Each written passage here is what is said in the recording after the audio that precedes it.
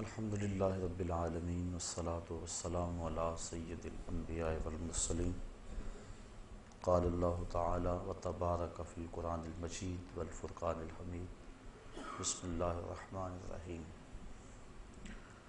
قل ان کان آباؤکم و ابناؤکم و اخوانکم و ازواجکم وعشیرتکم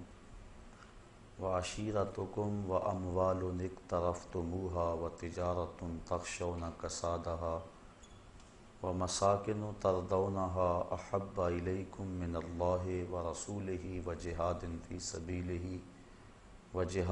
فی سبیلہ فتربصوا حتی یاتی اللہ بامرہ واللہ لا یہدی القوم الفاسقین۔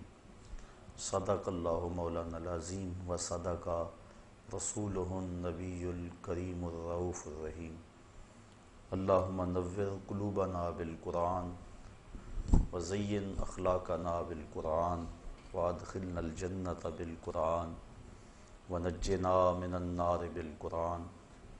قال اللہ تعالی وتبارک فی شان حبیبہ مخبرا وعامرا ان اللہ وملائکتہ یصلون علی النبی یا ایہا الذین آمنوا صلوا علیہ وسلموا تسلیما۔ الصلاۃ والسلام علیک یا رسول اللہ وعلی آلک واصحابک یا محبوب رب العالمین۔ الصلاۃ والسلام علیک یا رسول اللہ وعلی آلک واصحابک یا راحت العاشقین۔ تمام حمد و ثنا، تعریف و توصیف اللہ جل مجدہ الکریم کی ذات پاک کے لیے، جو خالق کائنات بھی ہے اور مالک شش جہات بھی۔ اللہ جل وعلا کی حمد و ثنا کے بعد حضور نبی اکرم، شفیع امم، رسول محتشم، نبی مکرم، اللہ کے پیارے، امت کے سہارے، رب کے محبوب، دانائے غیوب، مالک رقاب امم، فخر عرب و عجم، والی کون و مکان، سیاہ لا مکان، سید انس و جان، سرور لالا رخاں، نیر تاباں، سرنشین مہوشاں، ماہ خوباں، شہنشاہ حسینہ، تتمہ دوراں، سر خیل زہرہ جمالاں، جلوہ صبح ازل، نور ذات لم یزل، باعث تکوین عالم، فخر آدم و بنی آدم، نیر بطحا، رازدار ما اوہا، شاہد ما طغا، صاحب علم نشرہ، معصوم آمنہ، احمد مجتبیٰ، حضرت محمد مصطفیٰ صلی اللہ علیہ وسلم کے حضور ناز میں اپنی عقیدتوں، ارادتوں اور محبتوں کا خراج پیش کرنے کے بعد واجب الاحترام، ذوی الاحتشام، برادران اسلام، السلام علیکم ورحمۃ اللہ وبرکاتہ۔ سورہ توبہ کی آیت نمبر 24 آپ کے سامنے تلاوت کرنے کا شرف نصیب ہوا، اور اسی کے ضمن و ذیل میں کچھ باتیں آپ کے گوش گزار کروں گا۔ اللہ تعالیٰ میری زبان پہ کلمۃ الحق جاری فرمائے۔ ارشاد فرمایا، قل ان کانا آباؤکم، اے حبیب فرما دو، اے لوگو اگر تمہارے ماں باپ، آبا باپ لیکن طبعاً مائیں بھی شامل ہیں، و ابناؤکم اور تمہارے بیٹے، اور ان کے اندر بیٹیاں بھی شامل، و اخوانکم اور تمہارے بھائی، بہنیں بھی بھائیوں میں شامل، و ازواجکم اور تمہاری بیویاں، و عشیرتکم اور تمہارا قبیلہ، و اموال اقترفتموہا اور تمہارا کمائی کا مال، و تجارت تخشون کسادہا اور وہ مال تجارت جس پر تمہیں کساد بازاری کا ڈر لگا رہتا ہے، و مساکن ترضونہا اور تمہارے پسندیدہ گھر، احب الیکم من اللہ و رسولہ و جہاد فی سبیلہ، تمہیں اللہ، اس کے رسول اور جہاد فی سبیل اللہ سے زیادہ محبوب ہیں، فتربصوا حتی یاتی اللہ بامرہ، تو پھر اللہ کے فیصلے کا انتظار کرو، واللہ لا یہدی القوم الفاسقین، اور اللہ فاسق قوم کو ہدایت نہیں دیتا۔ وہ 8 چیزیں جن سے انسان کا گہرا تعلق ہے اور فطری طور پہ جن چیزوں سے محبت کرتا ہے وہ اس آیت کریمہ میں گنوا دی گئی۔ تمہارے ماں باپ، تمہارے بیٹے بیٹیاں، تمہارے بہن بھائی، تمہاری بیوی، تمہارا قبیلہ، تمہارے مال، تمہاری تجارت اور تمہارے پسندیدہ بنگلے، یہ 8 چیزیں گنوا کر کہا کہ یہ تمہیں اگر اللہ جل شانہ، اس کے رسول کریم صلی اللہ علیہ وسلم اور جہاد فی سبیل اللہ سے زیادہ محبوب ہیں تو پھر اللہ کے عذاب کا انتظار کرو۔ ان 8 چیزوں کی محبت کی نفی بھی نہیں کی، کیونکہ ان چیزوں سے جو انسان کا تعلق ہے وہ فطری ہے، اور فطرت اللہ کی تخلیق کرتا ہے، لہٰذا اللہ تعالیٰ نے انسان کی اس فطرت کو کچلنے کا حکم نہیں دیا۔ ماں باپ سے جو پیار ہے یہ ایک فطرت ہے، ہر بیٹا کرتا ہے، نفی نہیں کی کہ تم ان سے پیار نہ کرو، بلکہ شریعت نے تو ترغیب دی ہے۔ حضور ارشاد فرمایا کہ جو ماں باپ کو محبت کی نظر سے دیکھ لیتا ہے اللہ اسے مقبول اور مبرور حج کا ثواب عطا فرماتا ہے۔ عرض کی حضور اگر کوئی 2 مرتبہ دیکھے، فرمایا 2 حجوں کا ثواب۔ عرض کی حضور اگر کوئی 100 مرتبہ دیکھے، تو آقا کریم نے اس کو بھی وہی بشارت دی، بندے دیکھتے تھک جاتے ہیں، اللہ ثواب دیتا تو نہیں تھکتا۔ تو والدین کے چہرے کو محبت کی نظر سے دیکھنا یہ مبرور حج کا ثواب ہوتا ہے، اور انسان کو اس پہ اجر دیا گیا ہے۔ والدین کی خدمت کو ترجیحی بنیادوں پہ بیان فرمایا گیا۔ جب ایک شخص حضور کی خدمت میں حاضر ہوا، عرض کی حضور میں جہاد پہ جانا چاہتا ہوں، تو آقا کریم نے اس کو سوالن ارشاد فرمایا احی والدا کا، کیا تیرے والدین زندہ ہیں؟ قال نعم، عرض کی ہاں حضور زندہ ہیں۔ قال ففیہما فجاہد، کہا ان کی خدمت کر، یہ تیرا جہاد ہے۔ تو جب ماں باپ بوڑھے ہوں، ان کو خدمت کی ضرورت ہو، تو اس وقت ان کی خدمت ہی بہت بڑی نیکی اور بہت بڑا ثواب ہے۔ ماں باپ بیماری میں تڑپ رہے ہیں اور بیٹا جہاد کرنے جا رہا ہے، شریعت نے حوصلہ شکنی کی ہے۔ ماں باپ کو بیٹوں کی خدمت کی ضرورت ہے اور وہ تبلیغی چلے پہ جا رہے ہیں، گشت کر رہے ہیں، اسلام نے اس کی نفی کی ہے۔ ماں باپ کو ضرورت ہے، ماں فالج میں گری ہوئی ہے اور بیٹا پیر کے دربار پہ جا کے جھاڑو پھیر رہا ہے، شریعت نے اس کی حوصلہ افزائی نہیں کی۔ کہا احی والدا کا، قال نعم، قال ففیہما فجاہد، کہا ان کی خدمت کر، یہ تیرا جہاد ہے۔ تو والدین کی خدمت کی ملازمت ضروری ہے، اور ان کی رضا میں اللہ کی رضا ہے، ان کی ناراضگی میں اللہ کی ناراضگی ہے۔ یعنی اگر انسان والدین کو راضی رکھتا ہے تو اللہ کی رضا کا سبب ہے، اور ان کی ناراضگی اللہ جل شانہ کی ناراضگی کا سبب ہے، اس لیے ان کو راضی رکھنے کا حکم دیا گیا اور تاکید فرمائی گئی۔ حضرت اویس کرنی رضی اللہ تعالیٰ عنہ ماں کی خدمت چھوڑ کر شرف صحابیت سے ممتاز ہونے کے لیے نہیں آئے، لیکن اس کے باوجود حضور کا پیار ملاحظہ ہو کہ آپ اپنی قبا کے بٹن کھول کے یمن کی طرف رخ کر کے کھڑے ہو جاتے ہیں اور فرماتے ہیں مجھے یمن کی طرف سے یار کی خوشبو آ رہی ہے۔ کسی نے کہا حضور وہ اتنا ہی آپ سے پیار کرنے والا ہے جس کا نام آپ لے رہے ہیں، تو وہ آپ کی زیارت کے لیے کیوں نہیں آتا؟ کوئی کہاں سے آ گیا، کوئی کہاں سے آ گیا، اور وہ یمن سے نہیں آ رہا، یمن تو اتنا دور بھی نہیں۔ فرمایا اس کی بوڑھی اور نابینا ماں ہے جس کی خدمت اسے میرے حضور آنے سے روکے ہوئے، اور پھر بلکہ صحابہ کو فرمایا اویس بن عامر کو ملنا، اس کی نشانیاں بیان کی، اور فرمایا جب اس سے ملاقات کرو تو میری امت کی بخشش کی دعا کا کہنا۔ یعنی دوسروں کے لیے اس بات کو عملی طور پہ سامنے رکھا کہ جو ماں کی خدمت کرتا ہے اس کی دعائیں قبول ہوتی۔ اور پھر جب حضرت عمر فاروق اور حضرت علی المرتضیٰ حاضر ہوئے رضی اللہ تعالیٰ عنہما اور حضور کا سلام بھی پیش کیا، تو ویسے کرنی تڑپ اٹھے اور بار بار کہتے تھے بتاؤ حضور کے لبوں پہ میرا نام کیسے آیا تھا، کیسے لب کھلے تھے اور کیسے اویس کا لفظ لبوں پہ آیا تھا۔ تو کہا اتنا جو تجھے پیار ہے تو پھر حضور کو ملنے کیوں نہیں آیا، حضور کی زیارت کے لیے کیوں نہیں آیا؟ کہا تم نے میرے رسول کی زیارت کی ہے؟ کہا ہاں ہم تو شام سویرے وہاں رہتے تھے۔ کہا پھر بتاؤ حضور کے جو ابرو تھے یہ جڑے ہوئے تھے یا کھلے ہوئے تھے؟ اب یہ حیرت میں ڈوب گئے، فرمایا مجھے پوچھو جو زیارت کے لیے نہیں گیا۔ کوئی دور سے دیکھتا اسے جڑے ہوئے نظر آتے اور قریب آ کے دیکھتا تو کھلے ہوئے نظر آتے۔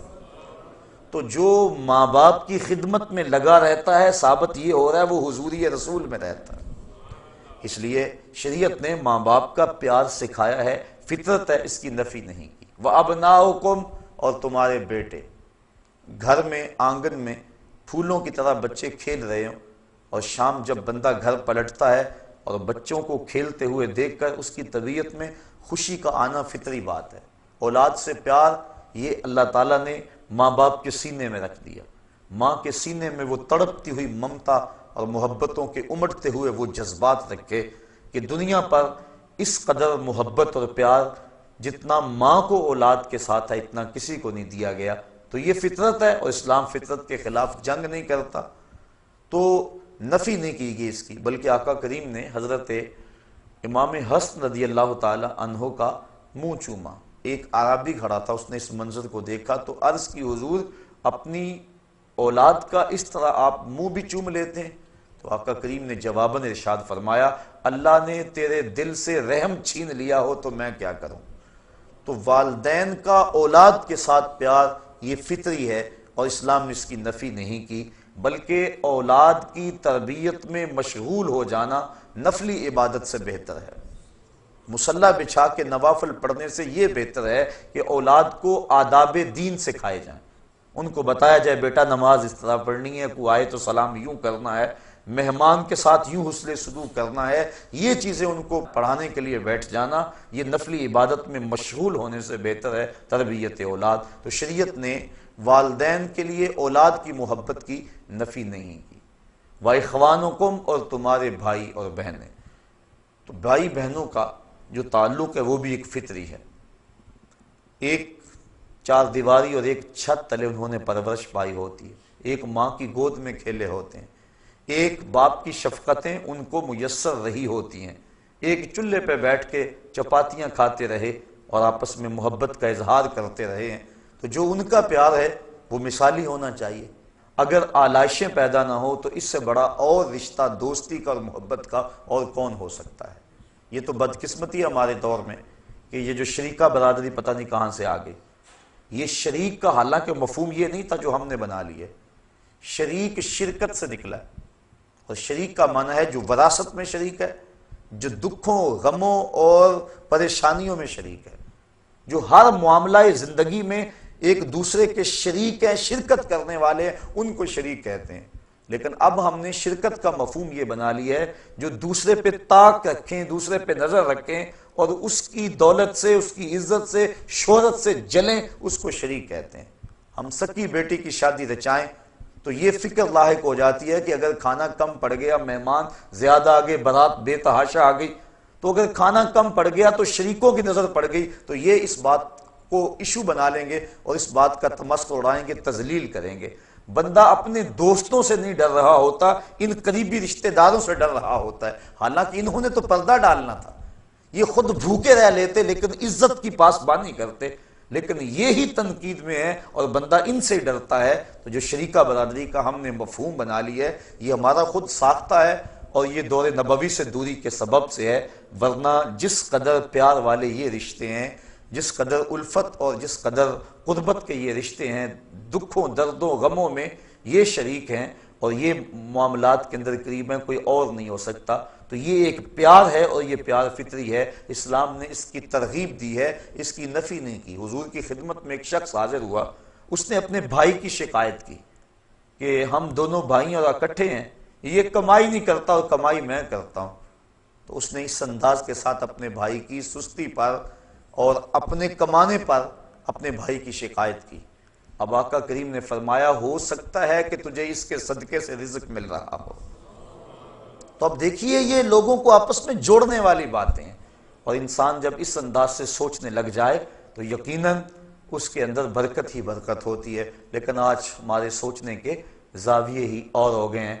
بڑا بھائی ساری زندگی چھوٹے بھائیوں کو پالتا ہے، ان کو کاروبار سیٹ کر کے دیتا ہے، ان کی شادیاں کرتا ہے، اور جب وہ خود کمانے لگ جاتا ہے تو پھر اس کے دل میں شیطان یہ بات ڈال دیتا ہے، لو اس کے تو اتنے بچے ہیں اور سارے ہمارے اخراجات اکٹھے ہیں اور ہم کماتے ہیں برابر کا اور اس کے افراد خانہ زیادہ ہیں، لہذا اخراجات اس کے زیادہ ہیں، ہمیں الگ ہو جانا چاہیے۔ الگ لوگ ہوتے آئے ہیں، میں اس کی نفی نہیں کر رہا اور نہ شریعت نے اس کی نفی کی ہے، لیکن ایسی چھوٹی سوچیں یہ کم از کم ایک مسلمان کو زیبا نہیں ہے۔ تو بھائیوں کا پیار مثالی ہونا چاہیے، شریعت نے اس کی ترغیب دلائی ہے۔ وَأَزْوَاجُكُمْ، اور تمہاری بیویاں۔ بیوی پاؤں کا جوتا ہوتی ہے، یہ زمانہ جاہلیت کی باتیں ہیں، اسلام نے اس کی نفی کی ہے اور بیوی کو محبوبہ کی مسند پہ بٹھایا ہے۔ حضرت سیدہ عائشہ صدیقہ رضی اللہ تعالی عنہا کو حمیرہ کہہ کے حضور پکارتے تھے، حضرت خدیجۃ الکبریٰ کا کثرت سے تذکرہ کرتے، بلکہ حضرت عائشہ صدیقہ رضی اللہ تعالی عنہا فرماتی ہیں ایک دن مجھ سے نہ رہا گیا اور میں نے کہہ دیا حضور آپ اس بوڑھی عورت کا تذکرہ نہیں چھوڑتے، بڑھاپے کی وجہ سے جس کے ہونٹوں کے گوشے سرخ ہو چکے تھے۔ تو فرمایا عائشہ مجھے خدیجہ کے بارے میں تکلیف نہ دو، جب پورے مکے نے میرا انکار کیا تھا تو اس نے میرا اقرار کیا تھا، میں اس کا تذکرہ کبھی نہیں چھوڑ سکتا۔ فرمایا اس کے بعد پھر کبھی بھی میں نے ان کے بارے میں کوئی بات نہیں کی تھی۔ اور حضرت خدیجۃ الکبریٰ نے جب آخری وقت حضور سے چادر مانگی تو آقا کریم نے پوچھا کہ خدیجہ بتاؤ تو صحیح چادر کیا کرنی ہے؟ تو انہوں نے عرض کی حضور میرا وقت آخر ہے اور میری آرزو ہے کہ اس چادر سے مجھے کفن دیا جائے۔ اب بیوی سے بڑھ کر خامد کو کون جاننے والا ہوتا ہے؟ اب بیوی کہہ رہی ہے کہ میرے سرتاج کی، میرے خامد کی اگر چادر مجھ کو مل جائے تو میری نجات کے لیے یہ چادر ہی کافی ہے۔ یہ حضور کی عظمت پر کتنی بڑی دلیل ہے۔ اب حضور علیہ السلام جواباً کیا فرمایا؟ آقا کریم نے فرمایا خدیجہ تو نے تو چادر مانگی ہے، لو اردت جلدی لا آتیتک، اگر تو میری جلد بھی مانگتی میں وہ بھی اتار کے دے دیتا۔ حقوق نسواں کی بات کرنے والے کائنات کے اندر کوئی ایسی مثال تو لائیں کہ آقا کریم نے بیوی کو جس عزت کی مسند پہ بٹھایا اور کہا لو اردت جلدی لا آتیتک، تو یہ حضور کا ہی کمال ہے۔ تو اسلام نے بیوی کو محبوبہ کی مسند پہ بٹھایا، بلکہ نکاح سے قبل ترغیب دی، فانکحوا ما طاب لکم من النساء، عورتوں میں سے جو تم کو بھا جائے اس کے ساتھ نکاح کر لو۔ یعنی ترغیب نکاح میں بھی اس بات کو مد نظر رکھا گیا تاکہ تمہاری محبت کا رشتہ مستحکم رہے۔ تو یہ شریعت نے ترغیب دی، محبوبہ کی مسند پہ بٹھایا، نفی نہیں کی۔ تو یہ کہ پیار ہے، تو اس پیار کو فطری طور پہ جو قلبی تعلق ہوتا ہے اسلام نے اس کو تقویت دی ہے، نفی نہیں دی، گھروں کو ٹوٹنے سے بچایا ہے۔ فرمایا اگر بیوی کی کوئی بات تمہیں ناگوار گزرے تو کوئی ایسی عادت بھی تو ہوگی جو اچھی ہوگی، تم اس ناگوار کو نہ دیکھو، اس اچھی عادت کو دیکھو۔ تو جب انسان اس طرح سوچنے لگ جائے گا تو پھر گھر ٹوٹنے نہیں پائیں گے بلکہ گھر جڑے رہیں گے۔ تو اسلام نے ان کی محبت کے لیے مختلف ذرائع اختیار کیے تاکہ ان کا آپس میں پیار رہے۔ وَعَشِيرَتُكُمْ، اور تمہارے قبیلے، خاندان، جو برادریاں ہیں، برادریوں کی اسلام نے نفی نہیں کی، بلکہ یہ تعارف اور پہچان کے لیے مختلف برادریاں ہیں، لیکن تفاخر کے لیے نہیں ہیں۔ ہمارے دیہاتوں میں یہ جو چودھری کمی کا تصور ہے اسلام نے اس کی بنیادی طور پہ نفی کی ہے۔ کسی غریب، امیر، گورے، کالے اور دولت کی بنیاد پر جو ہے وہ تقسیم ہم نہیں کر سکتے۔ ان اکرمکم عند اللہ اتقاکم، تم میں سے اللہ کے نزدیک عزت والا وہ ہے جو زیادہ متقی ہے۔ برادریاں تفاخر کا باعث نہیں ہیں بلکہ یہ پہچان کے لیے، عرفان کے لیے۔ شریعت نے مساوات کا درس دیا ہے۔ حضور علیہ السلام نے جب اعلان نبوت کیا اور نبوت کا نور گھر گھر پہنچا تو حضرت اسود، اللہ اکبر، حضور کی خدمت میں حاضر ہوئے۔ یہ اسود کہتے عربی میں کالے کو، سخت کالے رنگ کے تھے اور کوئی شخص ان کو اپنے پاس بٹھانے کے لیے تیار نہیں تھا۔ ایک غلام دوسرے کالے رنگ کے، انتہائی جو ہے وہ رنگت میں سیاہی، عرب میں سب سے کالے رنگ کے یہ شخص تھے۔ عرض کی حضور اگر میں اسلام لاؤں تو مجھے کیا ملے گا؟ فرمایا جو ابو بکر و عمر کو ملا وہی تمہیں ملے گا، جو حقوق و فرائض ان کے ہوں گے وہی حقوق و فرائض تیرے ہوں گے، اور اگر جس صف میں وہ کھڑے ہوں گے اسی صف میں تو کھڑا ہوگا، اور اگر اتفاق سے تو پہلے آ جائے اور بعد میں آئے تو اگلی صف میں کھڑا ہوگا، وہ پچھلی صف میں کھڑے ہوں گے۔ کوئی اتھارٹی نہیں ہے کسی کے پاس کہ تجھے اگلی صف سے اٹھا کر پچھلی صف میں کر دیں کہ تو کالا ہے، تو غلام ہے، تیری رنگت میں سفیدی نہیں ہے، تو سرخ رنگ کا مالک نہیں ہے۔ یہ اسلام کا دیا ہوا نظام ہے، یہ اسلام کا دیا ہوا مساوات کا درس ہے۔ تو برادریاں، قبیلے، ان سے انسان کا تعلق ہے لیکن تفاخر کے طور پہ نہیں بلکہ پہچان کے لیے ہیں، تو ان سے جو انسان کی رغبت ہے، اپنی برادری سے جو انسان کی اپنائیت ہے، اسلام نے اس کی نفی نہیں کی، یہ ایک فطری بات ہے، انسان رجحان رکھتا ہے۔ وَأَمْوَالُ اقْتَرَفْتُمُوهَا، اور تمہاری کمائی کے مال، شریعت نے اس کی بھی نفی نہیں کی کہ تم مال نہ کماؤ۔ یہ بعض شخصیات یا تنظیمات یا مختلف فکر و فلسفہ دینے والے اس بات کی بڑے زور سے نفی کرتے ہیں کہ مال نہیں ہونا چاہیے، جبکہ شریعت اسلامیہ میں اس کی اس انداز سے نفی نہیں ہے۔ کسی ملک کی یا فرد کی یا قوم کی اگر معیشت ہی نہیں ہے تو وہ قوم کس طرح ترقی کی راہیں حاصل کر سکتی ہے؟ آج آپ دیکھتے ہیں کہ چائنا سپر پاور بننے جا رہا ہے، کیا وجہ ہے؟ صرف اس کی معیشت کو استحکام ہے۔ جب کسی قوم کی معیشت درست ہوگی اور مستحکم ہوگی تو وہ قوم آگے بڑھ جائے گی، اور اس دور کا سب سے بڑا بمپ معیشت ہے۔ اگر کسی قوم کی معیشت نہیں ہے، چاہے اس کے پاس ٹیلنٹ جتنا مرضی موجود ہے، جتنے مرضی اس کے پاس صلاحیتیں موجود ہیں، اس قوم کو کبھی بھی رہنما نہیں مانا جاتا۔ تو معاش ہر دور کے اندر عزتوں کا سبب رہا ہے، معاش کی وجہ سے کسی کو معزز جاننا، اس کی نفی کی گئی ہے، لیکن ہر دور میں تقریباً رہا یہی ہے کہ جس کے پاس دولت کی کثرت ہوتی ہے اس کی رائے کو معتبر سمجھا جاتا ہے اور وہی قیادت کا اہل سمجھا جاتا ہے۔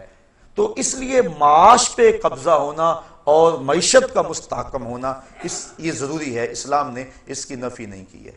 دنیا بھی بہتر ہو، آخرت بھی بہتر ہو۔ شاید میں نے کسی درس میں عرض بھی کیا تھا کہ ایک شخص حضور کی خدمت میں حاضر ہوا اور اس کی حالت سخت کمزور تھی، جس طرح چوزا کمزور ہوتا ہے اس طرح وہ کمزور تھے۔ حضور نے اس صحابی کو دیکھ کر فرمایا کہ تیری یہ حالت کیا ہوئی؟ تو اس نے عرض کی حضور میں نے اللہ سے ایک دعا مانگی کہ جو دکھ تکلیفیں اذیتیں عذاب آخرت میں میرے مقدر کے ہیں وہ دنیا پہ آ جائیں تاکہ میں دنیا سے فارغ ہو کے آخرت میں صاف ہو کے جاؤں۔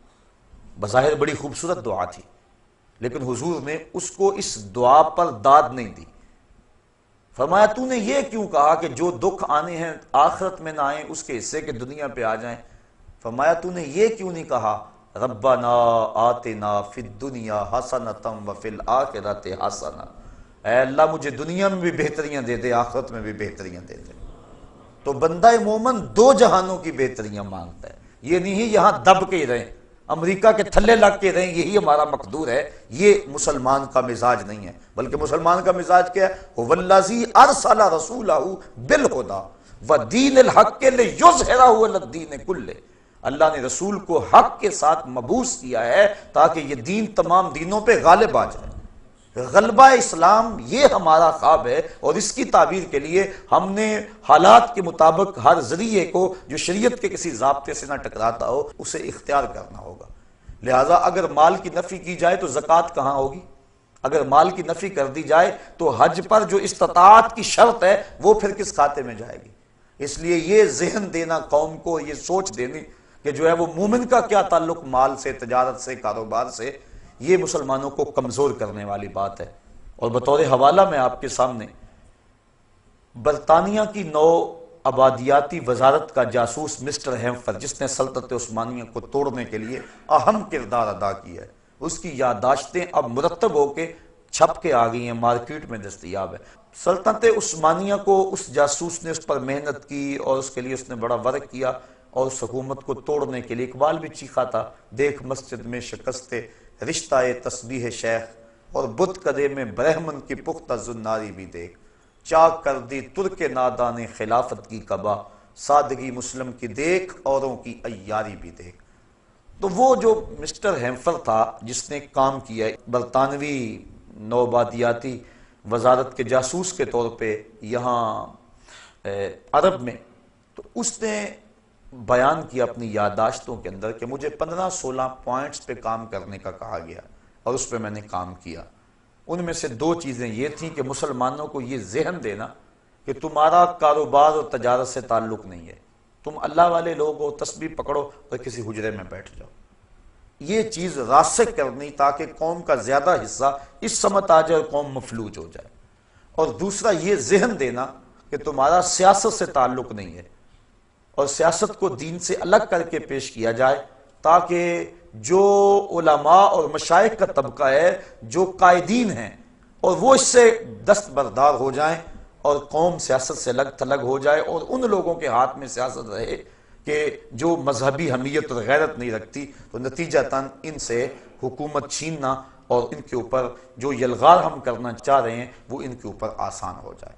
تو وہ کہتا ہے مجھے ان 16-17 کاموں میں سے 2 کام یہ سونپے گئے تھے، اور اس نے پوری شدت اور پوری محنت کے ساتھ اس پہ کام کیا کہ مسلمانوں کو ذہن دیا جائے کہ تمہارا تجارت سے کیا غرض، کاروبار سے کیا غرض، اور تمہارا سیاست سے کیا غرض، تم سیاسی نہیں ہوتے ہو۔ آج بھی ہم میں سے کئی لوگ ہیں جو کہتے ہیں ہم غیر سیاسی ہیں۔ مسلمان قدم قدم پہ سیاسی ہے، وہ سوچتا ہے عالم اسلام کے فروغ کے لیے، عالم اسلام کی بقا کے لیے، عالم اسلام کو تمام ادیان پہ غالب کرنے کے لیے، دین اسلام کو وہ منصوبہ بندی کرتا ہے۔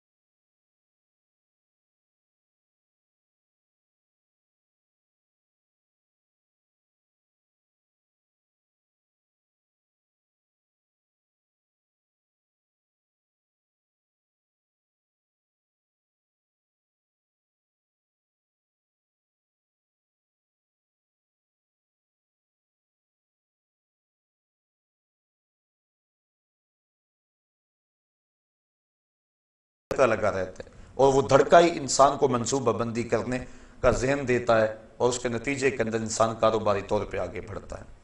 وَمَسَاكِنُ تَرْضَوْنَهَا، اور تمہارے وہ گھر جن کو تم پسند کرتے ہو۔ اپنا گھر، اپنی 4 دیواری، یہ بہت بڑی دولت اور بہت بڑی نعمت ہے۔ حضور نے ارشاد فرمایا جس کو 3 چیزیں مل گئیں یہ اس کی خوش بختی سے ہے: اچھا گھر، اچھی سواری اور اچھی بیوی۔ یہ جس کو 3 چیزیں مل جائیں یہ اس کی خوش بختی سے ہے، اور اگر کسی کو یہ 3 چیزیں نہ ملیں تو یہ اس کی بدبختی سے ہے۔ تو اچھا گھر یہ انسان کی آرزو ہے، تو ان سے پوچھو جو کرائے پہ رہتے ہیں، جب مالک مکان کہتا 8 دن کے اندر اندر گھر فارغ کرو، اور جوان بچیاں اب کدھر جائے، آگے مکان مل نہیں رہا، یہ اس سے کوئی پوچھے کہ وہ کس حال میں ہوتا ہے، تو اسلام نے نفی نہیں کی۔ ہاں، گھر ضرورت کے لیے ہو، تفاخر کے لیے نہ ہو، احساس لوگوں کو دینے کے لیے، اپنی ٹھاٹ باٹ کا اظہار کرنے کے لیے، اس کی نفی کی۔ گنبد نما مکانوں کی تعمیر کو شریعت میں ناپسند کیا گیا، لیکن آسودگی کا گھر، ضرورت کا گھر، اس کا حساب نہیں ہوگا، لیکن جو ضرورت سے زائد ہوگا اس کا حساب ہوگا۔ 3 چیزوں کا حساب نہیں ہوگا: ستر عورت کے لیے جو کپڑا پہنا جاتا ہے، دوسرا ضرورت کا مکان، اور تیسرا بھوک کے وقت کھانا اور پینا۔ ان 3 چیزوں کا قیامت کے دن حساب نہیں ہوگا۔ اس کے علاوہ ثم لتسألن یومئذ عن النعیم، ہر نعمت کے بارے میں بندے سے پوچھا جائے گا اور اس سے سوال کیا جائے گا۔ اس لیے ہم اپنی جو ضرورت ہے اس کو پورا کر لیں، نہ یہ ہے کہ ہم ظاہر ٹھاٹ باٹ کے لیے جو ہے وہ حدود بھی پھلانگ جائیں تو قیامت کے دن پھر اس کے حساب میں جکڑے جائیں۔ حضرت غوث اعظم نے جو مکان کے حوالے سے بات کہی ہے وہ اس طرح کے مکان کے بارے میں کہی ہے۔ فرمایا مکان بنا رہا ہے، بسیں گے اور حساب تو دے گا۔ تو شریعت نے جو ہے وہ مکان کی نفی نہیں کی، اس کے انداز کی نفی کی۔ حضور نے خود حجرات تعمیر کیے تھے ازواج کے لیے، لیکن وہ اتنے اونچے نہیں تھے، بلکہ زمین پہ کھڑے ہو کے ان کی چھت کو ہاتھ لگ جاتا تھا۔ تو شریعت نے اس کی نفی نہیں کی مکان کی، اس کے انداز کی نفی ہے۔ اب فرمایا یہ 8 چیزیں تمہیں محبوب ہے، دوبارہ سن لے۔ قُلْ إِنْ كَانَ آبَاؤُكُمْ وَأَبْنَاؤُكُمْ وَإِخْوَانُكُمْ وَأَزْوَاجُكُمْ وَعَشِيرَتُكُمْ وَأَمْوَالٌ اقْتَرَفْتُمُوهَا وَتِجَارَةٌ تَخْشَوْنَ كَسَادَهَا وَمَسَاكِنُ تَرْضَوْنَهَا، تمہارے ماں باپ، تمہارے بیٹے، تمہارے بھائی، تمہاری بیویاں، تمہارے مال، تمہاری تجارت، تمہارے پسندیدہ بنگلے اور تمہارے قبیلے۔ یہ 8 چیزیں احب الیکم تمہیں زیادہ محبوب ہیں، من اللہ و رسولہ و جہاد فی سبیلہ فتربصوا حتی یاتی اللہ بامرہ، اگر اللہ اس کے رسول کریم اور جہاد فی سبیل اللہ سے تمہیں یہ 8 چیزیں زیادہ محبوب ہیں تو پھر فرمایا اللہ کے عذاب کا انتظار کرو، اور اللہ فاسقوں کو ہدایت نہیں دیا کرتا۔ اب ان 8 چیزوں سے جو تعلق ہے اور محبت کا جو رشتہ فطری ہے، اسلام نے اس کی نفی کیے بغیر موازنہ کا حکم دیا کہ تم ایک پلڑے میں ان 8 چیزوں کی محبت رکھ لو، اور ایک پلڑے میں اللہ اور اس کے رسول کریم کی محبت کو رکھو، جہاد فی سبیل اللہ کی محبت کو رکھو، اور پھر وزن کرو۔ اگر جہاد فی سبیل اللہ، رسول کریم اور اللہ جل شانہ کی محبت کا پلڑا وزن پہ ہے، اور یہ اس مقابلے میں کوئی حیثیت نہیں رکھتی 8 چیزیں، تو پھر تشکر کے سجدے کرو کہ مالک کی کرم نوازی ہو گئی۔ لیکن اگر یہ چیزیں آگے ہوں اور اللہ اس کے رسول اور جہاد فی سبیل اللہ یہ پیچھے چلے جائیں، تو پھر اللہ فرماتا ہے میرے عذاب کا انتظار کرو۔ اب میں اور آپ نے اپنے آپ کو اپنے ضمیر میں خود عدالت لگا کے ترازو گاڑ کے ہم دیکھ سکتے ہیں کہ ہم کس سمت ہیں اور ہمارا وزن کس پلڑے میں جاتا ہے۔ زبان سے دعویٰ کر لینا، کہہ لینا یہ آسان کام ہے، لیکن جب کبھی انسان کو آزمائش کا موقع انسان پر آئے اس وقت اس کی پرکھ ہوتی ہے۔ اقبال کہتا ہے جہاں میں تو کسی دیوار سے نہ ٹکرایا، کسے خبر کہ تو سنگ خارا ہے یا کہ زجاج۔ جب تک تو دیوار سے نہیں ٹکرائے گا کیسے پتا چلے گا کہ تو سخت پتھر ہے یا کہ شیشہ ہے؟ جب دیوار سے ٹکرائے گا تو پتا چلے گا کہ تو کیا ہے، شیشہ ہے یا پتھر ہے۔ جب تک بندہ امتحان گاہ میں نہیں آتا اتنی دیر تک تو نہیں پتا چلتا، جب امتحان گاہ میں آتا ہے اس وقت پتا چلتا ہے کیا ہے۔ ویسے تو ہر چمکتی چیز سونا نظر آتی، لیکن جب ٹکسالی میں ڈالا جائے پھر پتا چلتا ہے سونا ہے یا پیتل ہے۔ اب میں اور آپ امتحان گاہ میں اپنے آپ کو کھڑا کر کے دیکھیں کہ اس وقت جب مصیبت بن جائے، ایک طرف اللہ اس کے رسول اور جہاد فی سبیل اللہ ہوں اور دوسری طرف یہ رشتے ہوں اور موازنہ کرنا پڑ جائے، اس وقت ہم کس سمت ہوتے ہیں۔ ایک سادی مثال لے لیتے ہیں، شادی کا موقع تھا، افراد خانہ نے کہا اتنی دیر تک مزہ تو نہیں آئے گا جتنی دیر تک نیم برہنہ لباس میں رسم حنا کے نام سے بے حیائی کا مظاہرہ نہیں ہوگا۔ اب بندہ پریشان ہو گیا، کیا کروں؟ ایک تو وہ ہیں جو پریشان ہی نہیں ہوتے، وہ تو موازنہ نہیں نہ کرتے، چھوڑو ان کی۔ بندہ پریشان ہو گیا، اب کیا کروں؟ بیٹیاں کہہ رہی ہیں، بیٹوں کی بھی رائے یہی ہے، بیوی بھی اسی پلڑے میں وزن دیتی ہے۔ بوڑھی ماں سے پوچھا، باپ سے پوچھو نا کیا کریں؟ بیٹا بچوں کی بات ماننی پڑتی ہے، نیا زمانہ آ گیا، ہم تو پرانے ہو گئے۔ اب برادری نے بھی کہا کہ تو الگ ہونا برادری سے، یہ تو سب کے رسوم و رواج ہے، تو کو الگ نہیں آیا ہے۔ مال بھی سر اٹھاتا ہے کہ اتنی دولت نمائش کب ہوگی، اتنے بڑا تجارتی نیٹ ورک وہ بھی سر اٹھایا اندر سے، اس نے بھی، بھائیوں نے بھی یہی کہا، رشتہ داروں نے بھی یہی کہا۔ یہ جو سارے 8 کے 8 رشتے تھے یہ ایک سمت کھڑے ہو گئے، اور دوسری سمت سورہ نور کی آیتیں کھڑی ہو گئیں۔ خبردار اگر عورت گھر کی دہلیز میں اتنے زور سے قدم رکھے کہ اس کے پاؤں میں پڑے ہوئے پازیب کی چھنکار باہر گلی میں گزرتے ہوئے غیر مرد کے کانوں تک پہنچے، شریعت نے اس پہ بھی قدغن لگا دی۔ رسول کریم کی حدیث آ کھڑی ہوئی، ربا قاسیات آریات یوم القیامہ، بہت ساری عورتیں جو لباس پہنتی تھیں لیکن قیامت کے دن برہنہ اٹھائی جائیں گی، کیونکہ ان کا لباس ان کے اعضاء کا ساتر نہیں ہوگا بلکہ ان کے اعضاء کی نمائش کا سبب ہوگا۔ قیامت کے دن ان کو برہنہ اٹھایا جائے گا۔ یہ سارے حکم ایک سمت اور یہ سارے رشتے ایک طرف، اب بندہ درمیان میں کھڑا ہے۔ اب پتا چلے گا نا کہ وہ زبان سے جو دعویٰ عشق رسول کرتا تھا، محبت الہی کا جو دعویٰ کرتا تھا، جو پیار کا دعویٰ کرتا تھا، اللہ اس کے رسول سے محبت کا دم بھرتا تھا، اب وہ کس سمجھ جاتا، اس کا وزن کس پڑے میں جاتا ہے۔ اگر وہ کہتا ہے کہ اب کیا کروں جی، مجبور ہوں، حالات ایسے ہیں، کوئی مانتا نہیں ہے، اور وہ بھی اس راہ کا مسافر بن گیا، تو ہم سمجھیں گے یہ زبانی جمع خرچ تھا۔ دعویٰ عشق رسول صرف زبان تک محدود تھا، اندر نہیں اترا عشق اس کے۔ اور اگر اس نے کہا میاں تیرے سارے رشتوں کو میں نے راضی کیا، تو کہتا تھا اگر ماموں ناراض رہا تو شادی کا مزہ نہیں آئے گا، چونکہ ماں کے چہرے پہ اداسی ہوگی، میں ساری رات ہاتھ جوڑ جوڑ کے اس کو منایا کہ نہیں۔ اگر چچا ناراض رہے تو لطف نہیں آئے گا، میں نے اس کو راضی کیا۔ فلاں ناراض رہا تو لطف نہیں آئے گا، میں نے سب کو راضی کیا، ہاتھ جوڑ جوڑ کے منایا، اور میں نے تیرے سارے رشتوں کو منا دیا، اور کیا گنبد خضرا کا مکین ناراض ہو جائے؟ بھلا ہو سکتا ہے کہ میں شادی میں حضور کو ناراض کر لوں، اللہ اس کے رسول کو ناراض کر لوں؟ تو یہ کبھی نہیں ہو سکتا۔ وہ ڈٹ کے کھڑا ہو گیا، جب یہ ڈٹ کے کھڑا ہو گیا اللہ کے فرشتے بھی نازل ہوئے اور اس پر مدد ہوئی، اور یہ سارے پلٹ کے اس کی سمت آ گئے، اس کو سرخروئی بھی ملی، عزت بھی ملی، اور اللہ اس کے رسول کا ساتھ اور رسول کی محبت بھی نصیب ہوئی۔ یہ تھا اس کا امتحان۔ لیکن اگر اس امتحان میں وہ کامیاب اور بامراد نہ ہوا تو پھر وہ زبان سے جمع خرچ کے علاوہ کچھ نہیں تھا۔ 2-4 مرتبہ اس آیت کو پڑھ لیں اور اس کا ترجمہ پڑھ لیں اور اپنے کچھ ترازو میں رکھ کے تولیں کہ ہم کہاں کھڑے ہیں اور اس آیت کے تقاضے کیا ہیں۔ کہا اگر تم نے ان رشتوں اور نعتوں کو اللہ، اس کے رسول اور جہاد فی سبیل اللہ سے زیادہ محبوب جانا تو فرمایا فَتَرَبَّصُوا حَتَّى يَأْتِيَ اللَّهُ بِأَمْرِهِ، پھر اللہ کے فیصلے کا انتظار کرو۔ اب اس کا فیصلہ کیا ہے؟ اللہ تعالیٰ کا فیصلہ کیا ہے جس کا انتظار کرنے کو کہا گیا؟ اس بات کو مبہم رکھا گیا، یعنی اس بات کو واضح نہیں کیا گیا کہ اللہ کے عذاب کی صورت کیا ہوگی۔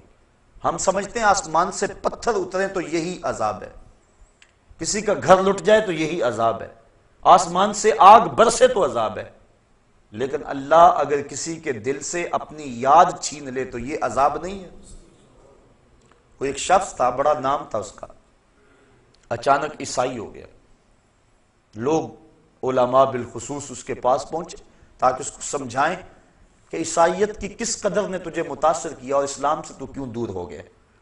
اس نے جو واقعہ سنایا، پرانی بات ہے، اس نے کہا کہ میں ایک دن ٹھنڈے پانی سے وضو کیا، بڑی مشکل سے وضو کیا، مصلی پہ کھڑا ہوا میرا وضو جاتا رہا، لیکن مجھے دوبارہ طاقت نہیں تھی، یعنی سستی ایسی تھی کہ دوبارہ وضو کرنے کے لیے نہ جا سکا، اور میں بے وضو ہی کھڑا نماز پڑھتا رہا، لیکن ڈرتا بھی رہا کہ میں نماز کی توہین کر رہا ہوں، سجدوں کی توہین کر رہا ہوں، مصلی رسول کی توہین کر رہا ہوں، میرے اوپر کوئی اللہ کا عذاب نازل نہ ہو جائے۔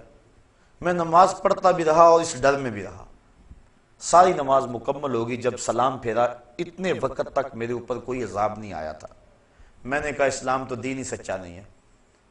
میں نے اسلام کو چھوڑا اور عیسائیت کو قبول کر لیا کہ میں نے توہین کی، مصلی رسول کی، اور میرے اوپر کوئی عذاب نہیں آیا، لہٰذا اسلام دین سچا نہیں۔ یہ تھا میرے عیسائی ہونے کا سبب۔ تو علماء نے کہا تو سمجھتا ہے میرے اوپر عذاب کوئی نہیں آیا، اس سے بڑا عذاب اور کیا ہو سکتا ہے؟ اللہ نے اپنا دین چھین لیا، اس سے کیا بڑا عذاب ہو سکتا ہے؟ اس نے اپنا دین چھین لیا تجھ سے۔ تو اب ذرا غور کیجئے، اللہ کسی سے اپنا دین چھین لے اور توفیق حق سلب کر لے تو اس سے بڑا عذاب کیا ہو سکتا ہے؟ تو اب فرمایا اگر تم ان رشتوں کو، ان چیزوں کو، ان 8 چیزوں کو اللہ جل شانہ، اس کے رسول کریم اور جہاد فی سبیل اللہ سے زیادہ محبوب جانو گے، فتربصوا، پھر انتظار کرو، حتی یاتی اللہ بامرہ، کہ اس کا فیصلہ آ جائے۔ آگے فرمایا واللہ لا یہدی القوم الفاسقین، اللہ فاسق قوم کو ہدایت نہیں دیتا۔ کیا مطلب؟ وہ ہدایت کے جو اسباب ہیں ان سے صرف نظر کر جاتے ہیں۔ مجھے بڑی اچھی طرح یاد ہے، ہم بچے تھے بالکل، اپنے اساتذہ کے ہمراہ کہیں پیدل سفر پہ جا رہے تھے، راستے میں یہ جو بٹن ہوتے ہیں ان کی ایک پلاسٹک کی تھیلی ملی، ایک طالب علم نے شوق سے، خوشی سے کہ مجھے گمگشتہ چیز ملی، اٹھائی، اور استاد جی یہ دیکھو بٹن ملے ہیں۔ میں لگے بیٹا پھینک دو، مالے لکتا ہے 6 ماہ تک کہاں اس کا مالک تلاش کرتے پھرو گے۔ بٹن پھینک دیے گئے، لیکن استادوں نے ٹھنڈی آ بھری۔ ہم نے پوچھا کیا ماجرا ہوا؟ مان لے کہ سمجھے نہیں اس کی تعبیر کیا ہے؟ کہا ہم تو نہیں سمجھ پائے، بٹن مل گئے پھینک دیے، کسی کے گر گئے ہوں گے۔ فرمایا بیٹا نہیں، ایسا نہیں ہے، بلکہ ہمیں تنبیہ کی گئی ہے کہ اپنے گریبان میں جھانک کے دیکھو۔ یہ جو ہمیں راستے سے اچانک بٹن ملے ہیں تو اس کا مطلب یہ ہمیں تنبیہ کی گئی ہے کہ ذرا اپنے گریبان میں جھانک کے دیکھو۔ تو جب کسی کو ہدایت ملتی ہے تو ایسے معمولی واقعات سے مل جاتی ہے، اور جب ہدایت نہیں ملتی 1,00,000 انسان زمین میں دھنس گیا، ملبے اوپر آ گئے اور وہی قبریں بن گئی، پہاڑ ٹکرائے، پلازے کے پلازے زمین میں جذب ہو گئے، اور موت کا وہ جھٹکا، اس کی کھٹک ہمارے مکانوں، ہمارے محلوں اور کوٹھیوں تک بھی پہنچی۔ ایک جھٹکا اور لگ جاتا ہمارا بھی وہی حال ہونے والا تھا۔ لیکن اتنے انسانوں کی چیخیں، سسکیاں، آہیں، رونا، اور ان کا قبر میں بے گور و کفن اور جنازے کے بغیر دفن ہو جانا، یہ ہمارے ہلانے کے لیے کچھ سبب نہ بنا، اور ہم جہاں تھے وہیں رہے، پوری قوم ایک انچ بھی نہ سرک سکی اپنی جگہ سے۔ تو جب انسان اللہ، اس کے رسول اور جہاد فی سبیل اللہ سے جو ہے ان رشتوں کو ترجیح دیتا ہے، اللہ فرماتا ہے ایک تو میرا عذاب کا انتظار کرے، دوسرا ان فاسقوں کو پھر اللہ ہدایت نہیں دیا کرتا۔ بڑے بڑے سامان ہدایت کے آ جائیں لیکن وہ اس سے عبرت نہیں لیتے، بلکہ وہ اسی طرح زندگی گزارتے رہتے ہیں۔ ہم دیکھیں کہیں ایسا تو نہیں ہے کہ ان بدلتے ہوئے حالات کے باوجود بھی ہم عبرت کی راہوں پہ نہیں آ رہے، کہیں ایسا تو نہیں کہ ہمارے یہ رشتے اللہ اس کے رسول سے کہیں محبت میں زیادہ تو نہیں ہیں۔ ہم ضرور اپنے آپ کو دیکھیں، سوچیں، اس پہ تفکر کریں۔ صحابہ کی تو زندگی دیکھیے، ایک صحابی حضور کی خدمت میں حاضر ہوا، بیٹھا، سلام لیا، آقا نے جواب نہیں دیا، بڑا پریشان ہوا، عرض کی حضور مجھ سے کون سی غلطی ہو گئی کہ آپ نے میرے سلام کا جواب نہیں دیا؟ حضور کا ناراض ہو جانا صحابہ پر قیامت سے کم نہیں تھا۔ سورہ توبہ اٹھاؤ، حضرت کعب بن مالک سے ناراض ہو گئے حضور، غزوہ تبوک میں یہ 3 صاحب پیچھے رہ گئے تھے۔ سورہ توبہ میں تفصیلی واقعہ موجود ہے، اللہ ارشاد فرماتا ہے زمین وسیع ہونے کے باوجود ان پر تنگ کر دی گئی۔ کہتے ہیں میں حضور سے سلام لیا، حضور جواب نہ دیا، میں صحابہ کی طرف آیا، انہوں نے منہ پھیر لیے، بڑا پریشان ہوا، گھر آ گیا کہ بیوی سے جا کے کہانی سناؤں گا، لیکن بیوی دوسری سمت منہ کر لیا، میں نے بولا، اس نے بات نہ کی۔ میں نے کہا تجھے کیا ہوا؟ کہا سنا ہے اللہ کے رسول تجھ سے نہیں بولتے۔ اجڑ گیا، دل اجڑ گیا، بچے بھی نہیں بول رہے۔ کہتے ہیں ایک دن میں بازار سے گزر رہا تھا، مجھے کسی شخص نے کاغذ کا ٹکڑا دیا، میں نے اس کو کھول کر دیکھا تو کسی قبیلے کے سردار کا رکا تھا، اس میں لکھا تھا ہمیں پتا چلا ہے کہ تیرا نبی تجھ سے ناراض ہو گیا، تو تو بڑا قابل اور باصلاحیت آدمی ہے، تو ہمارے پاس آ جا، ہم تجھے عزت دیں گے، وقار دیں گے، تجھے منصب دیں گے۔ کہتے ہیں کہ مجھے غصہ آیا اور میں نے کاغذ کو ٹکڑے ٹکڑے کر دیے اور رونا شروع کر دیا، میں اتنا برا ہو گیا ہوں کہ دشمن بھی مجھے اپنا سمجھنے لگے۔ اور پھر سورہ توبہ کی وہ آیتیں نازل ہوئیں، بخشش اور مغفرت کا اعلان ان کے لیے آیا۔ تو حضور کا ناراض ہو جانا صحابہ کے لیے قیامت تھا۔ حضور نے سلام نہ دیا، وہ پریشان ہو گیا، عرض کی حضور کون سی میرے سے خطا سازد ہو گئی؟ آقا نے اس کے ہاتھ کی طرف اشارہ کیا، سونے کی انگوٹھی پہنی تھی، اس نے اتار کے پھینک دیا، چونکہ ان الذھب والفضة حرام لذکور امتی، سونا اور چاندی میری امت کے مردوں کے لیے جائز نہیں ہے، عورتوں کے لیے دونوں دھاتیں جائز ہیں، اور مردوں کے لیے صرف 4.5 ماشے سے چاہے رتی بھر کام ہو، پورے 4.5 ماشے نہ ہو، چاندی کی 1 انگوٹھی مرد کے لیے جائز ہے، اس کے علاوہ سونا چاندی کسی صورت میں بھی مرد کے لیے جائز نہیں ہے، منع کر دیا گیا، روک دیا گیا۔ اب اس نے انگوٹھی اتاری اور پھینک دی، حضور نے سلام کا جواب دے دیا، گفتگو ہوتی رہی، جب لوگ اٹھ کے جانے لگے یہ بھی اٹھ کے چل دیا، کسی نے کہا جناب انگوٹھی تو اٹھا لو، قیمتی ہے، سونے کی ہے، تم نہ پہننا، بیوی کو دے دینا، وہ اس کے لیے تو جائز ہے۔ کہا جس انگوٹھی پہ میرے آقا کی ناپسندیدگی کی نگاہ پڑ گئی ہے میں اس کو اب کبھی بھی نہیں اٹھا سکتا، جس کو حضور نے ناپسندیدگی سے دیکھ لیا ہے اب وہ میرے کام کی نہیں رہی۔ یہ تھا ان کا پیار اور یہ تھی ان کی محبت۔ مدینے کی گلی سے گزر رہے ہیں، ایک گنبد نما مکان بن رہا تھا بہت اونچا، کہا کس کا ہے؟ کہا فلاں انصاری کا ہے۔ زبان سے کچھ نہیں کہا، چہرے پہ ناگواری کے آثار ظاہر ہوئے۔ کسی نے اس انصاری کو جا کے بتا دیا، 2 4 5 دن بعد دوبارہ گزرے، دیکھا کہ وہاں مکان نہیں تھا۔ کہا میاں کل پرسوں یہاں ایک مکان ہوا کرتا تھا، کہا حضور وہ تو گرا دیا گیا۔ بلایا انصاری کو، میاں مکان کیوں گرا دیا؟ کہا سنا تھا آپ کو پسند نہیں، بس میں اس کے اندر بود و باش اور رہائش کیسے کر سکتا تھا جو آپ کو پسند نہیں ہے۔ اب دیکھ لیجئے یہ ہے ان کی محبت کہ حضور کی رضا کو کتنی اہمیت دیتے ہیں اور حضور کی ناراضگی سے کتنا ڈرتے ہیں۔ میں اور آپ اپنے آپ کو ذرا دیکھیں، ترازو کے ایک پلڑے میں رکھیں، اپنی محبتوں کو ایک پلڑے میں رکھیں، اللہ اس کے رسول کے ساتھ جو محبتیں ہیں ان کو ایک پلڑے میں رکھیں اور پھر وزن کریں۔